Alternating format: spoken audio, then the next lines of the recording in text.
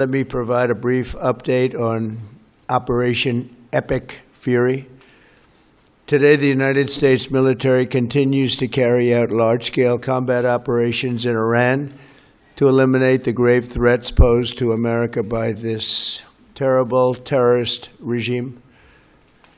Following our obliteration of Iran's nuclear program in Operation Midnight Hammer a short while ago, we warned Iran not to make any attempt to rebuild at a different location because they were unable to use the ones that we so powerfully blew up. But they ignored those warnings and refused to cease their pursuit of nuclear weapons. In addition, the regime's conventional ballistic missile program was growing rapidly and dramatically, and this posed a very clear, colossal threat to America and our forces stationed overseas. The regime already had missiles capable of hitting Europe and our bases, both local and overseas, and would soon have had missiles capable of reaching our beautiful America.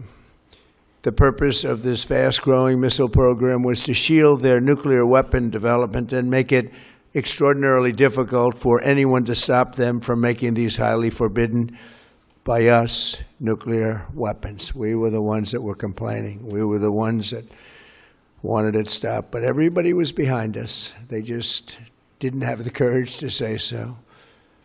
An Iranian regime armed with long-range missiles and nuclear weapons would be an intolerable threat to the Middle East, but also to the American people. Our country itself would be under threat, and it was very nearly under threat. I was very proud to have knocked out the Iran nuclear deal by President Barack Hussein Obama. That was a horrible, horrible, dangerous document. They would have had nuclear weapons 3 years ago, and they would have used them. But I'll not let that happen.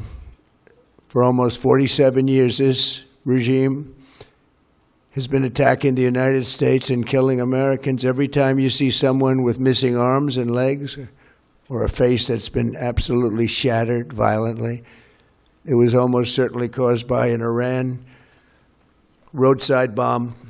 They were put there by General Soleimani, who was the father of the roadside bomb. Very proudly, he thought, but I terminated him in my first term. This was our last best chance to strike what we're doing right now and eliminate the intolerable threats posed by this sick and sinister regime. And they are indeed sick and sinister. Our objectives are clear. First, we're destroying Iran's missile capabilities, and you see that happening on an hourly basis, and their capacity to produce brand new ones, and pretty good ones they make. Second, we're annihilating their Navy. We've knocked out already 10 ships.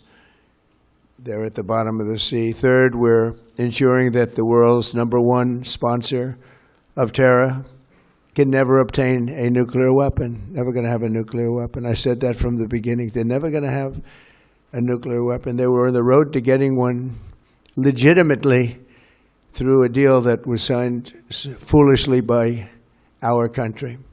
And finally, we're ensuring that the Iranian regime cannot continue to arm, fund, and direct terrorist armies outside of their borders. And we thought we had a deal, but then they backed out. And they came back, and we thought we had a deal, and they backed out. I said, you can't deal with these people. You've got to do it the right way. Today, we grieve for the 4 heroic American service members who have been killed in action and send our love and support to their families. In their memory, we continue this mission with ferocious, unyielding resolve to crush the threat this terrorist regime poses to the American people, and a threat indeed it is. We have the strongest and most powerful, by far, military in the world, and we will easily prevail. We're already substantially ahead of our time projections, but whatever the time is, it's okay. Whatever it takes, we will always. And we have, right from the beginning, we projected 4 to 5 weeks. But we have capability to go far longer than that. We'll do it. Whatever somebody said today, they said, oh, well, if the president wants to do it really quickly. After that, he'll get bored. I don't get bored. There's nothing boring about this. Do you agree with that, Pete? I don't think there's anything, Mr. General. I think there's nothing boring about it. Somebody actually said from the media, I think he'll get bored after about a week or two. No, we don't get bored. I never get bored. If I got bored, I wouldn't be standing here right now, I guarantee you that, to go through what I had to go through. We also projected 4 weeks to terminate the military leadership, and as you know, that was done in about an hour, so we're ahead of schedule there by a lot.